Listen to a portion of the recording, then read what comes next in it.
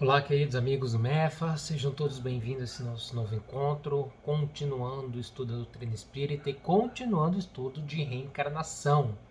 A gente tem tratado do retorno à vida corporal, essa questão da união da alma ao corpo, e hoje a gente vai falar um pouquinho sobre o estado da infância, tema que também trata a doutrina espírita. Em especial, o Evangelho segundo o Espiritismo e o Livro dos Espíritos serão as obras que nos acompanharão durante as lições de hoje. Como de costume, vamos levar o nosso pensamento ao nosso Mestre Jesus, agradecer pelo dom da vida, por essa oportunidade sagrada de estarmos aqui reunidos, em busca de conhecimento, em busca de buscar a melhoria nossa individual e coletiva. Hoje tem uns cachorros latindo aqui, então não reparem não. Vamos lá, pessoal. Então, temos uma pergunta em que nós vamos hoje tentar trazer as respostas referentes a ela.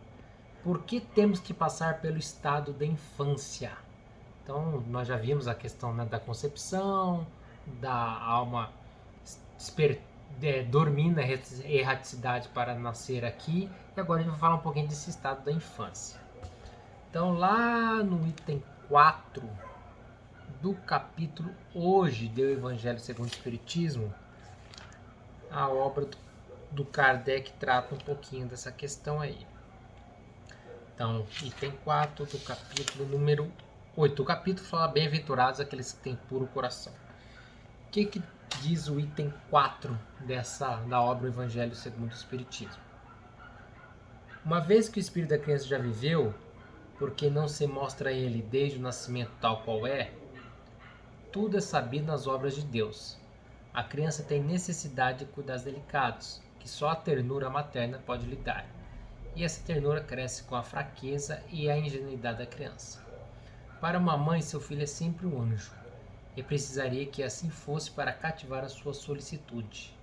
Ela não teria para com ele o mesmo desprendimento se, ao invés da graça ingênua, encontrasse nele, sob os traços infantis, um caráter viril e as ideias de um adulto, e ainda menos se conhecesse ao seu passado. Então aqui primeiro ele fala um pouquinho dessa questão da ternura da criança, que é mais fácil criar esse elo aqui, quanto encarnado, de amor com a mãe e os pais, Seria preciso, aliás, que a atividade do princípio de diligência fosse proporcional à fraqueza do corpo, que não poderia resistir a uma atividade muito grande do espírito. Assim como se vê entre as crianças muito precoces. É por isso que, desde a proximidade da encarnação, entrando o espírito em perturbação, perde pouco a pouco a consciência de si mesmo. Ele, durante um certo período, permanece numa espécie de sono, durante o qual todas as suas faculdades se conservam em estado latente. Aqui está tratando, nós já vimos, essa questão do corpo da erraticidade vir para cá. Esse estado transitório é necessário para dar ao espírito um novo ponto de partida e fazê-lo esquecer, em sua nova existência terrestre, as coisas que poderiam entravá-la. Seu passado, entretanto, reage sobre ele, que renasce para a vida maior, mais forte moral intelectual e intelectualmente, sustentando e secundando pela intuição que conserva da experiência adquirida. A partir do nascimento, suas ideias retomam gradualmente impulso, à medida que se desenvolvem os órgãos, de onde se pode dizer que, durante os primeiros anos, o espírito é verdadeiramente criança, porque as ideias que formam o fundo do seu caráter estão ainda adormecidas. Então, o estado de infância, ele, de fato, aquele espírito ainda é uma criança mesmo, porque ainda não tem o despertar mesmo que inconsciente das vidas pretéritas, das intuições necessárias para o plano reencarnatório atual. Durante o tempo que seus instintos dormitam, ele é mais flexível e, por isso mesmo, mais acessível às impressões que podem modificar sua natureza e fazê-lo progredir, o que torna mais fácil a tarefa imposta aos pais. O espírito reveste, pois, por um tempo a túnica da inocência, e Jesus está com a verdade quando, malgrado a anterioridade da alma, toma a criança por emblema de pureza e da simplicidade. Aquela frase de Jesus, dos pequeninos. Então, esse período de infância, dessa inocência, ela é importante para criar esses elos paternos e também para ajudar, no encarne, para iniciar essa partida a partir de agora, um novo ponto de partida. Mas essa questão também, ela é tratada no Livro dos Espíritos. A infância, pessoal, ela é um período de desenvolvimento da personalidade, né? Então, nesse período aí, as crianças já podem, né, e devem ser instruídas, né, para o caminho correto, independente da doutrina religiosa. Eu não quero falar de religião, né, educar no âmbito religioso, A, B ou C, mas sim você formar um caráter, já você ajuda na formação do caráter. A questão 382 e 383 do Livro dos Espíritos também trata dessa necessidade que nós temos que passar pela infância. Então diz aqui a questão 382. Durante a infância, sofre o espírito encarnado em consequência do constrangimento que a imperfeição dos órgãos lhe impõe? Não. Esse estado corresponde a uma necessidade. Está na ordem da natureza e de acordo com as vistas da providência. É um período de repouso do espírito. Então, essas imperfeições não vão impor porque é um período de repouso. O espírito está repousando ali. Então, essas questões da formação, né, dos órgãos, do desenvolvimento, isso não vai ter um empecilho para os espíritos. Para o espírito enquanto, né, nesse momento aí em que ele está em repouso durante a infância para depois despertar. Aí a questão 383. Qual para este a utilidade de passar pelo estado de infância? Aqui já a questão ela é bem já ligada ao nosso tema, né? O Kardec foi direto na pergunta. Encarnando com o objetivo de se aperfeiçoar, o espírito durante esse período, ou seja, durante o período da infância, é mais acessível às impressões que recebe. Aquilo que falou também o Evangelho. Então, durante esse período, ele é mais sensível para aprendizado, tudo. Capaz de lhe auxiliar o adiantamento, para o que devem contribuir os incumbidos de educá-los. Então, durante esse período de infância, ele fica mais suscetível porque ele vai ter menos influência da carga espiritual de outras encarnações. Então, até é mais fácil, por isso um novo ponto de partida, e aqueles que detêm a obrigação de educá-los, que são os pais, né, vão poder instruí-lo melhor ali. Então, ele pode, nesse momento, adquirir conhecimentos necessários para ele passar por esse período e para ajudar ele a cumprir o plano reencarnatório. A gente daqui a pouquinho vai falar da importância e da responsabilidade que os pais têm. Então, esse período da infância é um período que o espírito ainda está um pouco adormecido, né? De fato, mesmo espiritualmente, ele está ali bem, como ele está adormecido, aquela inocência, tudo é bem inerente à criança, e isso fica mais fácil nessa relação de amor que os pais vão ter, né? Vocês podem parar, né, pessoal? Afeição, isso isso cria você vê um bebê, uma criança, aquela afeição, aquele sorriso, é bem receptivo para qualquer um, né? Você fica feliz, né, quando vê. E essa afeição engraçado que essa afeição característica da infância, tudo, ela também no reino animal, né? Você olha nesses programas da Discovery, até mesmo para quem tem, eu como tem cachorro e gato, você vê eles bebezinho, eles são todos, né? É difícil quem não acha bonito, não quer cuidar, pegar, né? No reino animal também ocorre. Nós somos o reino animal que enquanto, né? Falando do ser da pessoa humana, né? Então essa afeição ela ajuda nesse laço e nesse período, e aqui na questão espiritual, como o espírito vai estar nesse repouso maior, vai ser mais fácil ele receber essas impressões para ajudar nessa caminhada, neste novo ponto de partida. E aí a importância da educação que os pais, a responsabilidade tremenda que os pais têm quanto a esse espírito, tá? É evidente, pessoal, que diferenças das crianças entre umas e outras e essas particularidades também têm ligação com a carga genética que vão herdar dos pais, né?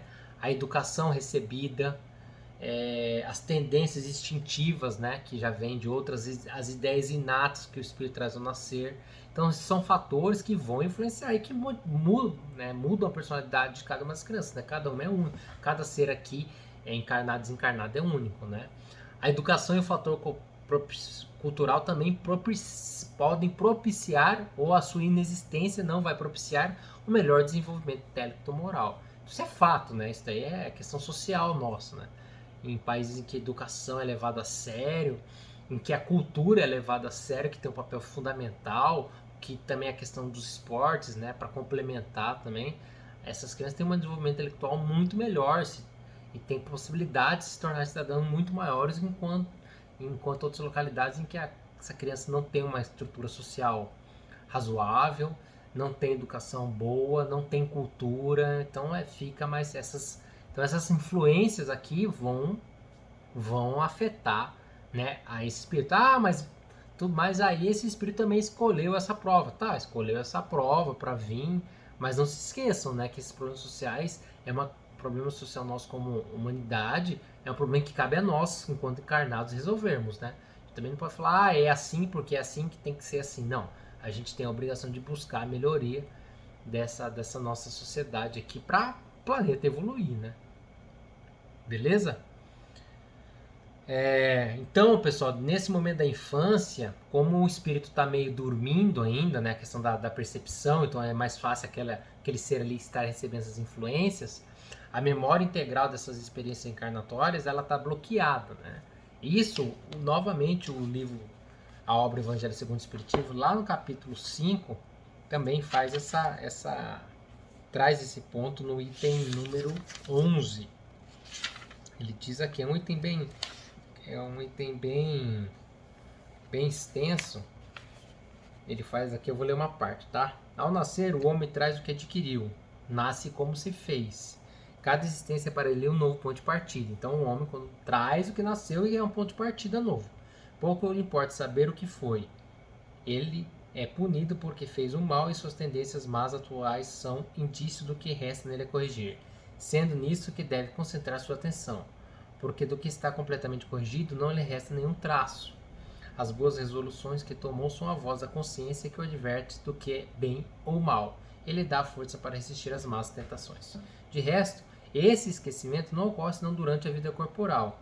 Reentrando na vida espiritual, o espírito retoma as lembranças do passado. Isso não é, pois, senão uma interpretação momentânea, como a que ocorre na vida terrestre durante o sono, o que não impede de lembrar no dia seguinte o que se faz nascer, o que faz na véspera e nos dias precedentes. Então ele está falando aqui que quando o espírito renasce durante esse período da infância, vai ter essa memória durante um período bloqueado, tá?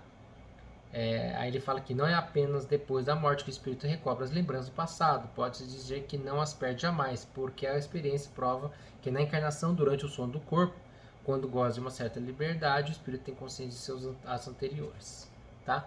Mas aqui também reforça que na infância, né, nesse momento, essa questão vai estar momentaneamente bloqueada, tá? Para ajudar, né, no desenvolvimento daquele ser nesse ponto de partida. Depois ele vai retomar. Continuando, a questão 385 também traz alguns pontos sobre o que a gente está tratando aqui, da importância, né, de passar pelo estado da infância. Diz a questão 385 de O Livro dos Espíritos, que é o que motiva a mudança que se opera no caráter do indivíduo em certa idade, especialmente sair da adolescência, é que o espírito se modifica, aquela questão de se mudar, né? Aí ele explica aqui. É uma resposta bem extensa. É que o espírito retoma a natureza que lhe é própria e se mostra qual era. Então, depois que ele sai da infância, o espírito vai retomar mais as memórias, né? Não de forma consciente, das experiências anteriores. Então, ele vai acabar se revelando da forma que ele já vem caminhando aí. Aí diz aqui, ó: não conheceis o que a inocência das crianças oculta, não sabeis o que elas são, nem o que foram, nem o que serão. Contudo, afeições lhe tendes, as acariciais como se fosse parceira de vós mesmos, a tal ponto que se considera o amor que uma mãe consagra a seus filhos como maior amor que um ser possa votar a outro. Donde nasce o meigo afeto, a terna benevolência, que mesmo os estranhos sentem por uma criança? Sabeis não? Pois bem, vou explicá-los. Aquilo que eu estava falando, né? Da afeição, todo mundo tem essa particularidade com a criança, e esse estado do espírito estar dormindo, quantas experiências anteriores é importante. A criança são seres que Deus manda novas existências, para que não lhe possam imputar excessiva severidade, dá-lhes ele todos os aspectos da inocência. Que eu falei, né? Todo criança tem um aspecto da inocência. Ainda considerado de uma criança de maus pendores, cobre-se-lhes as más ações com capa da inconsciência. Essa inocência não constitui superioridade real com relação ao que eram antes, não. É a imagem do que deveriam ser, e se não são, o consequente castigo exclusivamente sobre elas recai. Não foi toda a vida por ela somente que Deus lhe deu esse aspecto de inocência. Foi também, sobretudo, por seus pais, de cujo amor necessita a fraqueza que as caracteriza. Então, esse aspecto de inocência também é para ajudar nessa relação com os pais. Não se esqueça, pessoal. Muitas vezes a relação que vem de pai e mãe, pai e filho é completamente para sanar questões anteriores, em que aqueles espíritos às vezes se odiavam, cometeram um barbárie com o outro, e aí vem da condição de mãe e filho. Então, se o pai não conseguir ter amor por aquela inocência daquele ser, imagina se ele nasce vendo um ser que já tem raiva do ser. Então não vai nem conseguir nesse ponto de partida novo, entendeu? Então a infância é importante para isso. Ora, esse amor se enfraqueceria grandemente à vista de um caráter áspero e intratável. Por isso que tem esse aspecto de inocência. Ao passo que, julgando seus filhos bons e dóceis, os pais lhe dedicam toda a afeição e o cerco dos mais minuciosos cuidados. Desde que, porém, os filhos não mais precisam da proteção e assistência que lhes foram dispensados durante 15 ou 20 anos, surge-lhes o caráter real e individual em toda a nudez. Conservam-se bons se eram fundamentalmente bons, mas sempre irrisados de matizes que a primeira infância manteve oculto. Como vedes, os processos de Deus são sempre os melhores, e quando se tem o coração puro, facilmente se lhes aprende a explicação. Com efeito, ponderai que nos vossos lares possivelmente nascem crianças cujos espíritos vêm de mundos onde contraíram hábitos diferentes dos vossos. E dizei-me como poderiam estar no vosso meio esses seres, trazendo paixões diversas que nutris, inclinações, gostos inteiramente opostos aos vossos. Como poderiam enfileirar-se entre vós, senão como Deus o determinou, isto é, passando pelo tames da infância. Olha como a infância é importante nesse período. É para essa inocência tudo ter a possibilidade de ser um ponto de partida para aquele espírito que está vindo e também para os espíritos que são responsáveis pela essa nova alma encarnada, que nova no sentido dessa nova encarnação. Nesta se vem confundir todas as ideias, todos os caracteres, todas as variedades de seres gerados pela infinidade dos mundos em que emendam as criaturas. E vós mesmos, ao morrerdes, vos acheis num estado que é uma espécie de infância entre vossos irmãos.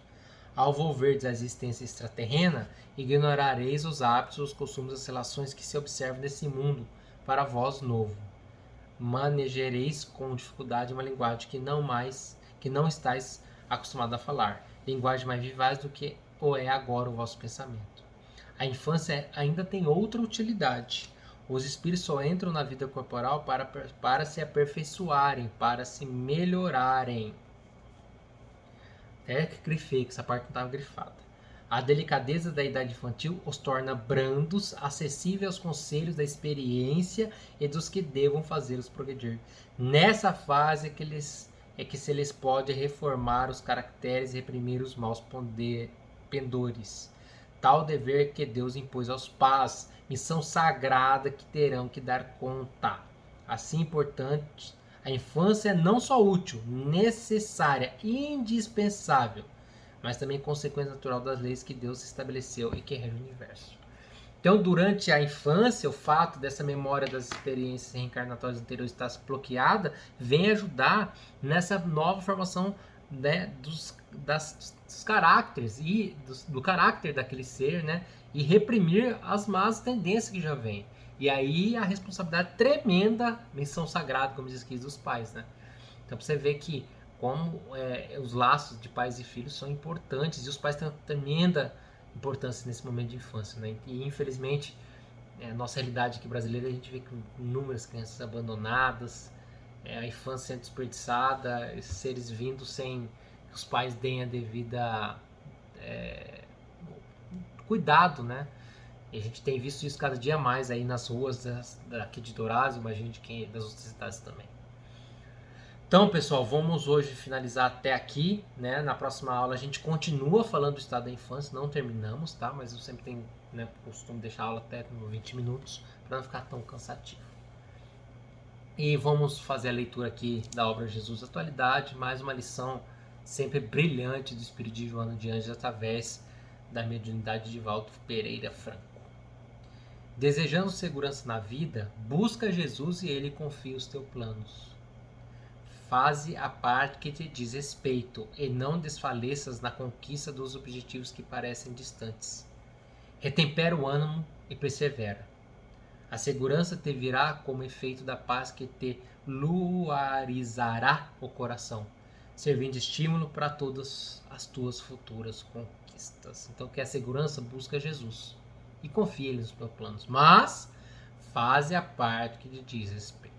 É isso que eu gosto do doutrina espírita. Não tira a responsabilidade, né? Diferente de, às vezes, aí fazendo uma crítica, de fato de outras escolas religiosas que sempre querem deixar, às vezes, tirar a responsabilidade do ser, né? Diz, isso é divino, esse é o demônio, isso é... Não, faz você a sua parte, né? Então vamos fazer a nossa parte, que a busca por Jesus vai nos ajudar a que a gente conquiste os nossos planos. Não se esqueçam, tá?